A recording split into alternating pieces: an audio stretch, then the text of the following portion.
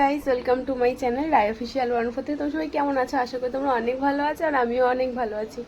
তো আজকের ভিডিওটা শুরু করছি বিকালবেলা থেকে। আর কালকে হচ্ছে জামাই ষষ্ঠী, বাড়ি যাব। তো বাবা নিতে আসবে, তোমরা সবাই যেন ট্রেন গন্ডগোল, তাই জন্য বাবা বলছে আমি নিয়ে যাব।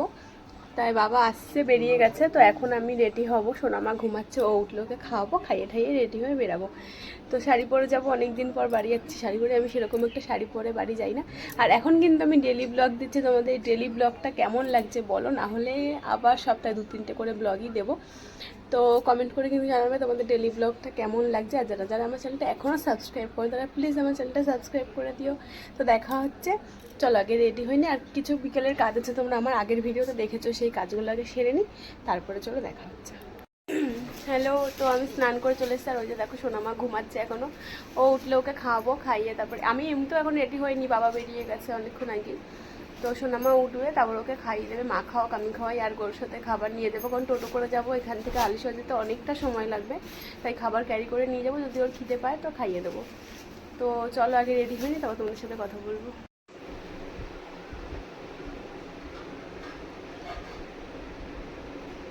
তো আমি তো রেডি হয়ে গেছি, আর এদিকে সোনামা উঠে গেছিলো, ওকে রেডি করে দিয়েছি। রাহুল একটু নিয়ে বাইরে গেছে, আর বাবা ফোন করেছিল, বাবা চলে এসেছে চাকদার মধ্যে প্রায় অনেকটাই।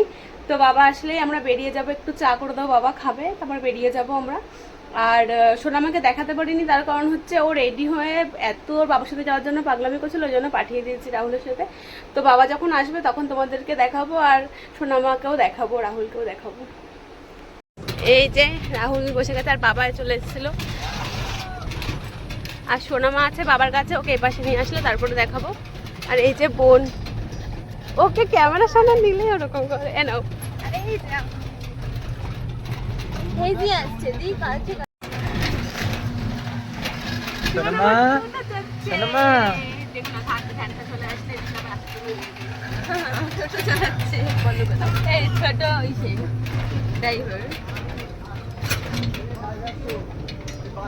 সোনামা চলে এসেছে পাশে। চলো, কি দুষ্টুমি শুরু করেছিস তোরা? লজ্জা করে না একটা বাচ্চা মেয়ের হারায়।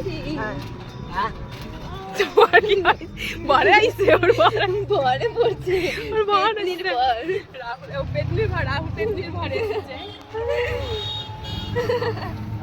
বড় ভাই আমি তো কই যাও কই যাও কি করতে?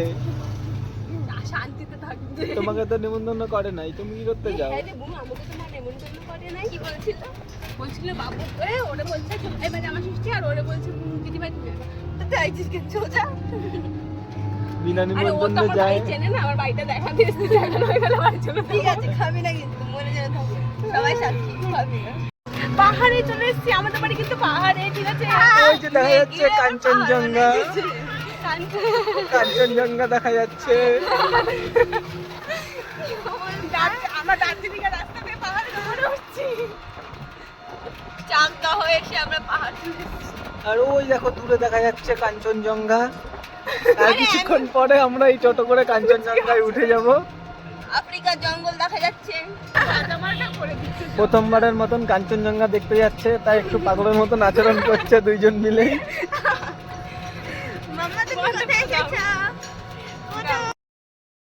তো তোমাদের সাথে আমি একটা কথা শেয়ার করি। আমার বিয়ে হয়েছে 4 বছর মতন হয়ে গেছে, তারপরেও এটা আমার প্রথম জামাই ষষ্ঠী। কেন বলো তো? কারণ হচ্ছে প্রত্যেক বছর কোনো না কোনো বাধার কারণে আমি বাড়ি আসতে পারতাম না। বিয়ের প্রথম বছর হচ্ছে লকডাউনের জন্য আসতে পারিনি, তারপরের বছর হচ্ছে মানে এত বৃষ্টি হয়েছে, ওদিকে প্রায় জল মতন উঠে গেছিলো, ওই জন্য আসতে পারিনি। তারপরের বছরও কি জানি হয়েছিল। আর এই বছর আমি দেখলাম পুরো শুকনো আছে, এই বছরটাই আসলে যে তাও ট্রেন গন্ডগোলের জন্য বাবা আমাদের এসে নিয়ে গেছে, নাহলে আমরা ট্রেনেই আসতাম। তাহলে দেখো এই বছরও কিন্তু না হলে আমাদের আসা হতো না। আর রাহুল তো যখনই শুনেছে যে ট্রেন গন্ডগোল তখনই ও বলেছে আমার কপালে মনে হয় আর জামা ষষ্ঠী নেই, কিন্তু বাবা এসে নিয়ে গেছে, আর আমাদের আর কোনো কষ্ট করতে হয়নি। বাবা চাকদায় গিয়ে আমাদের নিয়ে এসছে। তোমরা যারা যারা আমার চ্যানেলে এখনো সাবস্ক্রাইব করো, যারা যারা আমার চ্যানেল নতুন আছে তারা প্লিজ আমার চ্যানেলটা সাবস্ক্রাইব করো, যারা পেজ থেকে ভিডিওটা দেখছো তারা প্লিজ পেজটাকে ফলো করতে কিন্তু একদমই ভুলো না। আর আমার ডেইলি ব্লগগুলো তোমাদের কেমন লাগছে সেটাও কিন্তু কমেন্ট করে জানাবে। আর তোমরা কোথা থেকে কে কে আমার ভিডিওগুলো দেখছো, তোমাদের বাড়ি কোথায় সেটাও কিন্তু তোমরা কমেন্ট করে জানাবে। আর তোমরা যদি চাও তাহলে আমি এখনো তোমাদেরকে ডেইলি ব্লগই ছাড়তে পারি, আর না হলে সপ্তাহে 2-3টে করে ব্লগ ছাড়বো। আর তোমরা যারা যারা এখনো আমার ইনস্টাগ্রাম আইডিটা ফলো করনি তাদেরকে ইনস্টাগ্রাম আইডিটা ফলো করে আসো, রাই মল্লিক 143। দেখো তোমাদের সাথে কথা বলতে বলতে প্রায় আমরা বাড়ির কাছাকাছি চলে এসেছি, একদম কাঁচরাপাড়া ঢুকে গেছি, একটু পরে বাড়ির কাছে চলে যাবা। তোমরা কিন্তু ভিডিওটাকে স্কিপ করো না, তোমরা কিন্তু ভিডিওটা পুরো ভিডিও দেখো, তাহলে তোমাদেরও আর ভিডিওটা তোমাদের কেমন লাগলো কমেন্ট করে জানাতে কিন্তু একদমই ভুলবে না।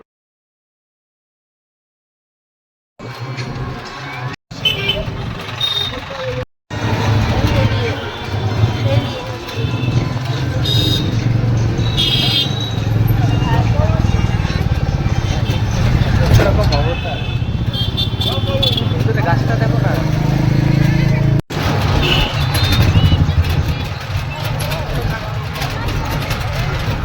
দেখো দেখো দেখো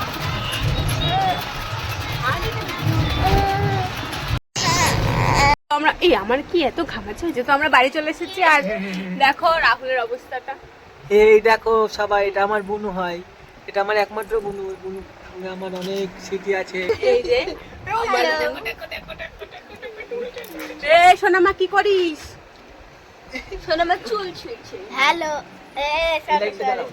গেল এ কেড়ে কেড়ে আমি একটা ইসের মধ্যে আমার মুখ দিদি কাকা একটা মন্দিরের মধ্যে লেখা আছে হাই হ্যালো ছাড়ো হরে কৃষ্ণ বলো। ওটা তো একজন বলছে এমনি মুখেও বলা যাবে, আবার কানায় তুই পোস্টের মধ্যে। তো আজকের ভিডিওটা এখানে, ভিডিওটা ভালো লাগলে লাইক করে দিও। আর যারা যারা আমার চ্যানেল নতুন আছে তারা প্লিজ আমার চ্যানেলটা সাবস্ক্রাইব করো। টাটা, সবাইকে দেখা হচ্ছে নেক্সট ভিডিওতে। পুরো দিন